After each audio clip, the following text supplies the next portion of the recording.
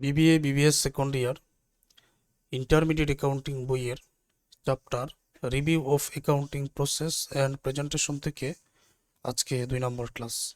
আমি 2 নম্বর ক্লাসে একটা অঙ্কের সমাধান বোঝাবো এবং বেসিকটা অঙ্কের সমাধানেই আমি তোমাদেরকে বুঝিয়ে দিব। আমরা আজকের ক্লাসে এই অঙ্কটার সমাধান করব। এটা অ্যাডজাস্টিং এন্টিস থেকে এসেছে। Problem 1, Zahid company accumulates the following adjustment are as on December 31, 2014.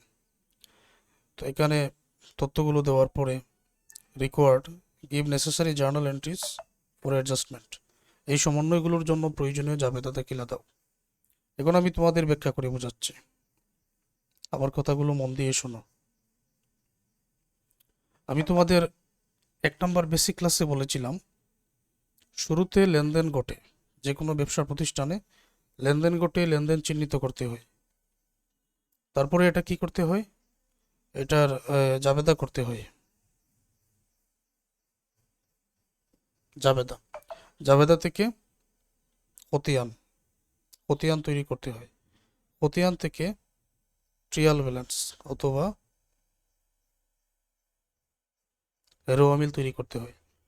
তো রেওয়ামিল পর্যন্ত এসে দেখা গেল এমন কিছু হিসাব যেটা আমরা ভুলক্রমে লিখি নাই বা বাদ পড়ে গেছে বা অতিরিক্ত লিখে ফেলেছি, এখন এগুলো তো ঠিক করতে হবে। এই তথ্যগুলো ঠিক করার জন্য নতুন করে যে দাখিলা দিতে হবে, নতুন করে যে জাবেদা দাখিলা দিতে হবে, ওই দাখিলার নাম হচ্ছে অ্যাডজাস্টিং এন্ট্রিজ।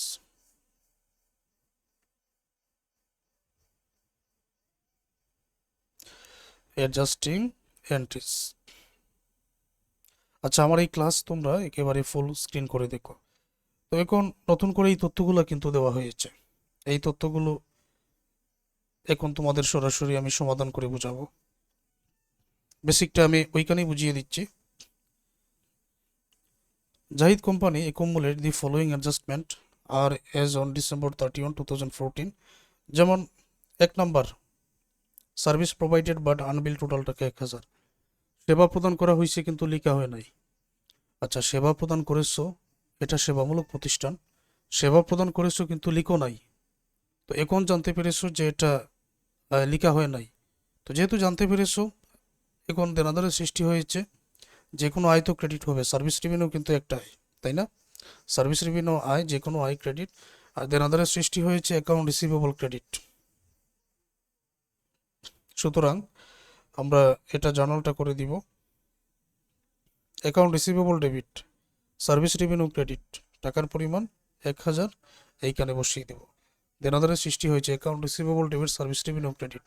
এই ক্লাসটা তোমরা একেবারে ফুল স্ক্রিন করে দেখো, তাহলে দেখতে বুঝতে কোনো অসুবিধা হওয়ার কথা না।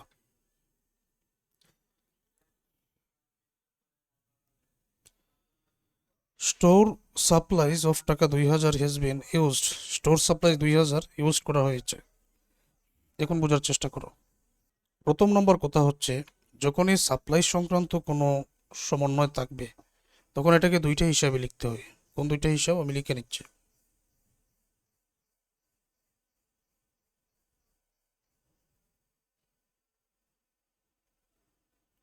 একটা হলো সাপ্লাইজ এক্সপেন্স, আরেকটা হচ্ছে সাপ্লাইজ অন হ্যান্ড।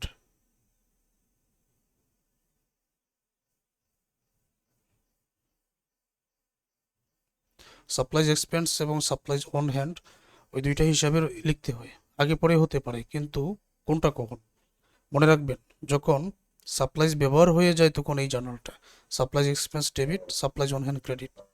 আর যখনই সাপ্লাইজ অব্যবহৃত অবস্থায় থাকে বা মজুদ থাকে এরকম বলে, তখন এটা জাবেদা উল্টে যাবে। উল্টিয়ে কি হবে, যে উল্টিয়ে এখন তো সাপ্লাইজ অন হ্যান্ড ক্রেডিট ছিল না, ওইটা কি হয়ে যাবে, তখন ডেবিট হয়ে যাবে। সাপ্লাইজ অন হ্যান্ড ডেবিট আর সাপ্লাইজ এক্সপেন্স তখন ক্রেডিট হবে। আমার মূল কথা হলো যে সাপ্লাই যখন ব্যবহার হবে, ব্যবহার হয়ে গেলেই এই জার্নালটা দিতে হবে, supplies expense debit, supplies on hand credit. আর যখন মজুদ থাকবে তার বিপরীত জার্নাল দিতে হবে। এটা হলো নিয়ম। সুতরাং দেখো, স্টোর সাপ্লাইজ এক্সপেন্স বা সাপ্লাইজ এক্সপেন্স এখানে ডেবিট করা হয়েছে, আর সাপ্লাইজ ক্রেডিট করা হয়েছে বা স্টোর সাপ্লাইজ ক্রেডিট করা হয়েছে, অথবা সাপ্লাইজ অন হ্যান্ডও ক্রেডিট করতে পারো। টাকার পরিমাণ 2000 এখানে বসানো হলো, ঠিক আছে? ক্লাস একেবারে ফুল স্ক্রিন করে দেখো। আনআর্ন সার্ভিস রেভিনিউ অফ টাকা 2000 হ্যাজ বিন আর্নড। এখন আনআর্ন সার্ভিস রেভিনিউ থাকলেই এটাকে দুইটা জাবেদা দাখিলে রূপান্তর করতে হয়। দুইটা সবসময় বসে, কি সেটা? যেমন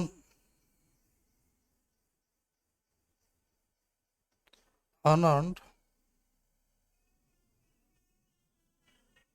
সার্ভিস রেভিনিউ ডেবিট এবং সার্ভিস রেভিনিউ ক্রেডিট। এখন তোমরা বোঝার চেষ্টা করো। আনআর্নড সার্ভিস রেভিনিউ ডেবিট মানে জার্নাল আগে পরে হতে পারে, তবে এটাই দিতে হবে, উলটপালট হতে পারে। এখন কখন কোনটা? যেমন ধরো কোনো ব্যক্তির কাছ থেকে আমি অগ্রিম 6000 টাকা অগ্রিম আমি পেয়ে গেছি, অগ্রিম 6000 পেয়েছি। তো এটা এখনো সেবা প্রদান করি নাই, এখন 2000 টাকার সেবা প্রদান করে দিয়েছি, সেটা উপার্জিত হয়ে গেছে। আমার কথা হচ্ছে টোটাল অনুপার্জিত আয়ের টাকা থেকে যেই টাকাটা উপার্জিত হয়ে যায়, উপার্জিত হলেই এই journal unearned service revenue debit, service revenue credit. আর যদি নতুন করে অনুপার্জিত আয় সৃষ্টি হয়, যদি বলা হয় যে কাস্টমারের কাছ থেকে 3000 টাকা অগ্রিম পাওয়া গেছে, কোনো সেবা প্রদান করা হয় নাই, তখন জাবেদা উল্টে যাবে, তখন সার্ভিস রেভিনিউ ডেবিট হবে, আনআর্নড সার্ভিস রেভিনিউটাই ক্রেডিট হবে। তো যেহেতু এখন উপার্জিত হয়ে গেছে, তো আনআর্নড সার্ভিস রেভিনিউ ডেবিট আর সার্ভিস রেভিনিউ ক্রেডিট টাকার পরিমাণ 2000 এখানে লেখা হয়েছে। আশা করবো আমি বোঝাতে পেরেছি। তারপর পরেরটায় আসো। আবার এটার যে ব্যাখ্যা, এটার ব্যাখ্যা যদি আমি তোমাদের আলাদাভাবে এখন বোঝাতাম, আরও 1 ঘন্টার প্রয়োজন, মানে যতগুলো আছে আরও 1 ঘন্টার প্রয়োজন। যাই হোক, বেশি ক্লাস গুরুত্ব সহকারে আলোচনা করেছি, আর এটা এভাবেই আশা করি বুঝতে পারবেন। প্রিপেইড ইন্স্যুরেন্স অফ টাকা 1000 হ্যাজ এক্সপায়ার্ড। আচ্ছা, অগ্রিম বিমা, ধরো অগ্রিম বিমা আমি 1 লক্ষ টাকা 1 বছরের জন্য পরিশোধ করে দিলাম, 1 বছরের জন্য। এখন 1 মাস চলে গেল, 1 মাস যদি চলে যায়, 1 মাসের নিশ্চয়ই মেয়াদ উত্তীর্ণ হয়ে যায়, মানে হ্যাজ এক্সপায়ার্ড মানে মেয়াদ উত্তীর্ণ হওয়া। এটা ধরে নিলাম আমি 10 মাসের টাকা, 10 মাসের জন্য। 10 মাসে 1 লক্ষ, তাহলে 1 মাসে কত টাকা? 10,000 টাকা। তো এই 10,000 টাকা মেয়াদ উত্তীর্ণ হয়ে গেছে। যদি মেয়াদ উত্তীর্ণ হয়ে যায়, তখন সবসময় জার্নাল এটাই দিতে হয় যে ইন্স্যুরেন্স এক্সপেন্স ডেবিট, মানে সবসময় এটাই জার্নাল। সব সময় কথাটা বোঝার চেষ্টা করো। ইন্স্যুরেন্স এক্সপেন্স ডেবিট আর prepaid insurance credit.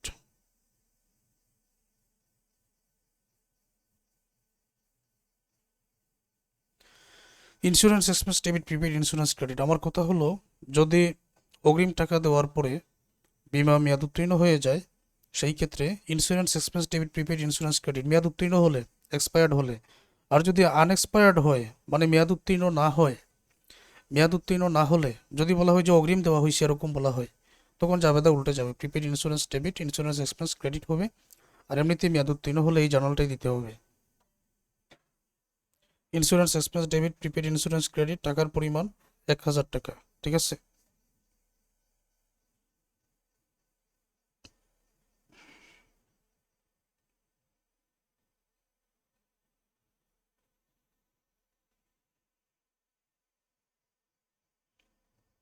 Depreciation of equipment is estimated.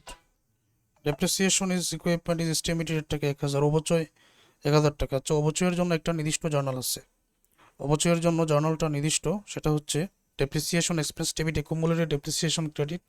আবার এটা সব সময় দিতে হয়, তো যেহেতু সব সময় দিতে হয়, দিয়ে দিলাম depreciation expense debit, accumulated depreciation credit, টাকার পরিমাণ 1000, ডেবিট ক্রেডিটে বসিয়ে দেওয়া হলো। স্যালারি অফ টাকা 500 আর আনপেড, 500 টাকা স্যালারি মানে বকেয়া আছে, অপরিশোধিত আছে। এখন এটা বোঝার চেষ্টা করো, কোনো ব্যয় যদি বকেয়া থাকে, প্রথমে ব্যয়কে ডেবিট করতে হয়। যেমন ধরো স্যালারি বা বেতন বকেয়া, তো আমি কি করলাম, স্যালারি ডেবিট, স্যালারি ডেবিট করলাম। তারপর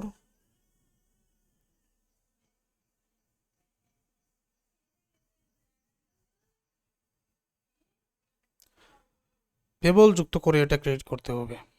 salary debit, salary payable credit, payable মানে বকেয়া, salary debit, salary payable credit. এখন যদি তাকে ভাড়া বকেয়া, ভাড়ার ইংরেজি হলো রেন্ট, তাহলে কি হবে, rent debit, rent payable credit. তো আবার তোমাদের অঙ্কের মধ্যে থাকতে পারে সুদ, বকেয়া, ইন্টারেস্ট। তো interest expense debit, interest payable credit, মূল কথা কি যে ব্যয়টা ডেবিট হবে। এই ক্ষেত্রে ব্যয় কি হবে, ডেবিট হবে। আর ব্যয়ের সাথে পেবল বা বকেয়া, বাংলায় হলো তো বকেয়া আর ইংরেজি পেবল, পেবল যুক্ত করে সেটা ক্রেডিট করতে হবে। মানে ব্যয় ডেবিট, ব্যয়কে দায় বানিয়ে ক্রেডিট, বিষয়টা এরকম। অতএব স্যালারি 500 টাকা যেটা বকেয়া আছে, salary expense debit, salary payable credit, এই যে এখানে লেখা হলো salaries expense debit, salary payable credit, টাকার পরিমাণ 500, ডেবিট ক্রেডিট লেখা হলো। তো এই যে আলোচনাটা করলাম, আশা করব এই অঙ্কের সমাধান তোমরা সহজে বুঝতে পেরেছো। এ জাতীয় অন্যান্য যত অঙ্কই তোমাদের পরীক্ষায় থাকুক না কেন, তোমরা সহজে পারবে। তো ক্লাসগুলো ধারাবাহিক দেখো, আর অনেক কিছু বোঝার আছে।